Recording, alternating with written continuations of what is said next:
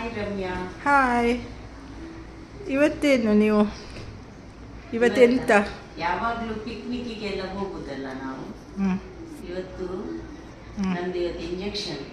ಹಾಗೆ ಇಂಜೆಕ್ಷನ್ ಆಯಿತು. ನಿನ್ನೆ ಮೊನ್ನೆ ಎಲ್ಲ ಜ್ವರ ಬರ್ತಾ ಇತ್ತು. ಹಾಗೆ ಜ್ವರ ನಿಲ್ಲುವಾಗ ಈಗ ಆ್ಯಂಟಿಬಯೋಟಿಕ್ಸ್ ಎಲ್ಲ ತಕ್ಕೊಂಡು ಬಂದಿದ್ದೇನೆ ಇವತ್ತು. ಹಾಗೆ ಇವತ್ತು ಕೀಮೋಪೋರ್ಟಿನ ಮುಖಾಂತರ ನಂದು ಇದಾಯಿತು. ಇಮ್ಯುನೊಥೆರಪಿ ಟ್ರೀಟ್ಮೆಂಟ್ ಆಗ್ತಾ ಉಂಟಲ್ಲ, ಹಾಗೆ. ಇನ್ನೆಷ್ಟುಂಟು ಇಂಜೆಕ್ಷನ್? ಇನ್ನು ನನಗೆ ಅದು ಲೆಕ್ಕವೇ ತಪ್ತದೆ. ಒಟ್ಟಿಗೆ 17 ಕೊಡ್ಲಿಕ್ಕೆಲ್ಲ 10 ಆಯ್ತಾ 11 ಆಯ್ತಾ ಅಂತ ಕೌಂಟ್ ಮಾಡ್ಬೇಕು ಕರೆಕ್ಟಾಗಿ. ಇವತ್ತು ಬ್ಯಾಗ್ ಹೊಸ್ತಾ? ಹೌದು, ಬ್ಯಾಗ್ ಹೊಸತ್ತು. ಮಾತ್ರ ಇದಕ್ಕೆ ಮ್ಯಾಚಿಂಗ್ ಆಗುದಿಲ್ಲ, ಮ್ಯಾಚಿಂಗ್ ಇಲ್ಲ. ಆದ್ರೂ ಸಹ ನನಗೆ ದೊಡ್ಡ ಬ್ಯಾಗ್ ಬೇಕಿತ್ತು ಇವತ್ತು ತರಲಿಕ್ಕೆ. ಇದರಲ್ಲಿ ಎಲ್ಲ ಹಿಡಿಬೇಕಲ್ಲ. ಇನ್ನು ಹೋಗುದು ಮನೆಗೆ. ಈಗ ಆಯ್ತು, ಕೊಟ್ಟಾಯ್ತು. ಇವತ್ತೊಂದು ಬೇಗ ಆಯ್ತು ದೇವರ ದಯದಲ್ಲಿ. ಆದ್ರೆ ನೋಡುವಾಗ ಗೊತ್ತಾಗೋದಿಲ್ಲ ಜ್ವರ ಬಂದಿದೆ, ಶೀತ ಆಗಿದೆ ಅಂತ.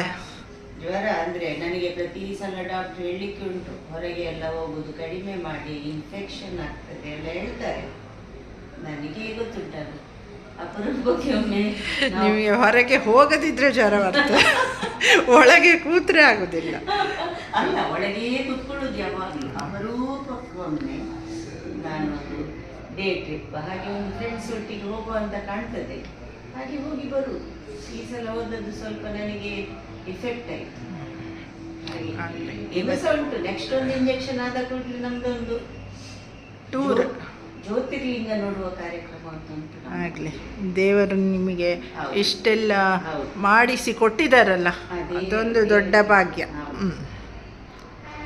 ಬಾಯ್ ಬಾಯ್.